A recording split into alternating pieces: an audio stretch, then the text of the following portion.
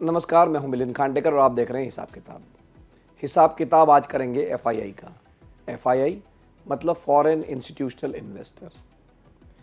इस बार मार्च के महीने के जो आंकड़े आए हैं उससे ये बात साबित हो गई है कि डीआईआई मतलब जो डोमेस्टिक इंस्टीट्यूशनल इन्वेस्टर है, जैसे कि म्यूचुअल फंड है, इंश्योरेंस कंपनियां हैं, इन्होंने एफआईआई को शेयर होल्डिंग में पीछे छोड़ दिया है। जो मार्च 2025 तक के आंकड़े आए हैं उसके मुताबिक नेशनल स्टॉक एक्सचेंज में जो शेयर होल्डिंग है, मतलब जितने भी शेयर लिस्टेड है, उसके 17.6% जो है वो डीआईआई के पास में, मतलब भारत की जो इंस्टीट्यूशनल इन्वेस्टर्स हैं उनके पास है, जबकि विदेशी निवेशक यानी एफआईआई के पास है 17.2%। तो आप कहेंगे इससे आपको क्या फ़र्क पड़ता है अगर हो गया तो, लेकिन ये हुआ भी आपकी वजह से है।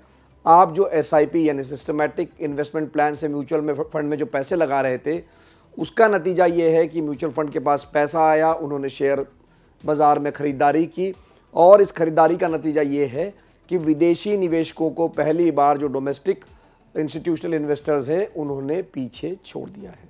तो जो आपने कहा कि इससे हमें, अगर आपके मन में ये सवाल आता है कि इससे हमारे जीवन में क्या फ़र्क पड़ता है या हमारे निवेश पर क्या असर पड़ता है, तो इसका एक उदाहरण मैं आपको देता चलूँ।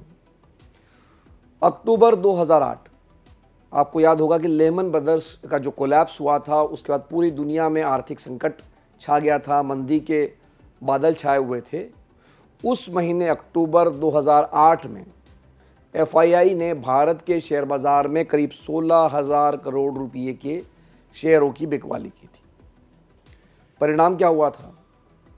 शेयर बाज़ार 25% नीचे चला गया था। अब आप आइए 2025 जनवरी में, वहाँ बिकवाली हुई 87,000 करोड़ रुपये के शेयरों की। एफआईआई ने 87,000 करोड़ रुपये के शेयर बेच दिए। परिणाम क्या हुआ? बाज़ार नीचे गया, लेकिन 25% नीचे नहीं गया। आप कह सकते हैं कि उस समय के 16,000 करोड़ अब के 87,000 करोड़, इसकी तुलना ठीक नहीं है, लेकिन कहने का आशय ये है कि बाज़ार गया मात्र 2 से 3%। तो ये हुआ कैसे? ये मैं वैसे ही वापस वही जवाब दूंगा, आपकी एसआईपी की वजह से। आप जो म्यूचुअल फंड में पैसे लगाते हैं उसकी वजह से हुआ। जब एफआईआई बेच रहे थे तो डोमेस्टिक जो इंस्टीट्यूशनल इन्वेस्टर्स हैं वो लगातार खरीदारी कर रहे थे और इसी का नतीजा ये हुआ, जो आंकड़ा मैंने आपको दिखाया, कि अब जो नेशनल स्टॉक एक्सचेंज में जितनी भी कंपनियों के जितने भी शेयर लिस्टेड है, उसमें सबसे बड़ा हिस्सेदारी भारतीय इंस्टीट्यूशनल इन्वेस्टर्स की है, ना कि विदेशी निवेशकों की। तो ये एक बहुत बड़ी बात है कि हमारी निर्भरता विदेशी निवेशकों पर कम हुई है। मैं नहीं कहूँगा कि ख़त्म हुई है। देखिए, विदेशी निवेशकों की ज़रूरत हमें है, क्योंकि विदेशी निवेशक जब आते हैं तो वो शेयरों की मांग बाज़ार में बढ़ती है, क्योंकि वो शेयर जब खरीदना शुरू करते हैं तो उनकी डिमांड बढ़ती है और डिमांड बढ़ती है तो भाव ऊपर जाता है। और हमने देखा कि पिछले साल अक्टूबर से जो बाज़ार में एक गिरावट का दौर चला है, उसका एक कारण ये भी था कि शेयर बाज़ार में एफआईआई बिकवाली कर रहे थे, मतलब खरीदने के बजाय वो बेच रहे थे। सप्लाई ज़्यादा हो रहा था, इसलिए मार्केट नीचे जा रहा था। लेकिन ये जो बिकवाली हो रही थी, इसको कहीं ना कहीं म्यूचुअल फंड खरीद रहे थे, तो उसका नतीजा ये हुआ कि बाज़ार नीचे तो गया, लेकिन इतना नीचे नहीं गया। बल्कि अगर मैं आपको इस साल के आंकड़े दिखा दूँ, इस साल भी अब तक, मतलब अप्रैल तक 1,12,000 करोड़ रुपये की नेट सेलिंग कर चुके हैं एफआईआई, लेकिन बाज़ार 1 से 2% ऊपर ही है। तो कहने का मतलब ये है कि जो डोमेस्टिक फंड्स हैं उन्होंने बाज़ार को थाम के रखा है। और डोमेस्टिक फंड ने क्यों थाम के रखा है? क्योंकि आप उसमें एसआईपी से हर महीने लगभग 25,000 करोड़ रुपये लगा रहे हैं। बाज़ार नीचे भी गया है, तब भी एसआईपी के ज़रिए जो पैसा बाज़ार में आ रहा है वो लगभग समान बना हुआ है। कुछ फोलियोज ज़रूर कम हुए, लेकिन पैसे उतने ही आ रहे हैं जितने कि 3-4 महीने पहले आ रहे थे। तो जैसे मैंने कहा कि इसके वजह से एफआईआई पर निर्भरता हमारी कम हुई है, लेकिन ख़त्म नहीं हुई है। तो अभी भी हमें एफआईआई की ज़रूरत है, क्योंकि जब एफआईआई आएंगे, शेयर खरीदेंगे तो शेयरों के भाव ऊपर जाएंगे। और इसके संकेत हमें पिछले 15 दिनों में मिले भी है, क्योंकि अप्रैल के महीने में जो नेट खरीदारी रही है वो 4,000 करोड़ रुपये से ज़्यादा की रही है।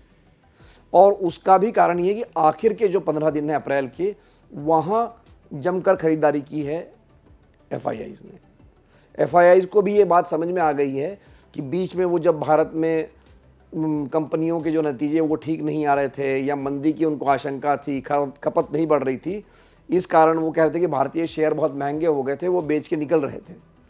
लेकिन अब दुनिया जब ट्रेड वॉर में फंसी है तो उनको एक बात समझ में आ रही है कि भारत का बाज़ार बाकी दुनिया के मुकाबले स्थिर है।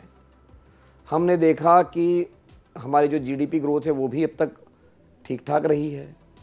जो GST के कलेक्शन आए हैं अभी पिछले महीने के, वो भी पिछले साल अप्रैल की तुलना में 9% ज़्यादा आए हैं। 2 लाख करोड़ से ज़्यादा का कलेक्शन हुआ है।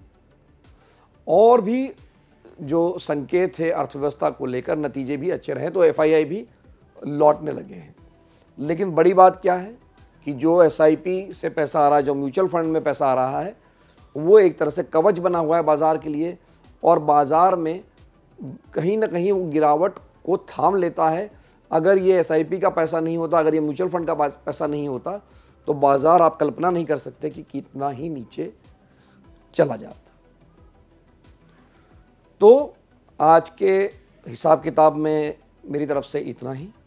हम पहले भी आपको कहते रहे हैं कि देखिए SIP से पैसे लगाते रहिए, बाज़ार ऊपर नीचे जाता रहेगा, लेकिन SIP से पैसे लगाते रहेंगे तो वो आपका इवन आउट हो जाएगा। और फरवरी के आखिर में बाज़ार निफ्टी की अगर हम बात करें तो 22,000 के आसपास चला गया था, अब वो 24,000 के पार चला गया है, 10% से ज़्यादा ऊपर चला गया है। तो कहने का मतलब ये है कि अब जो है, जो पैसे आपने कम में आपने NAV पर जो यूनिट्स खरीदे थे उनके दाम अब बढ़ जाएंगे। तो ये ऊपर नीचे का खेल चलता रहता है।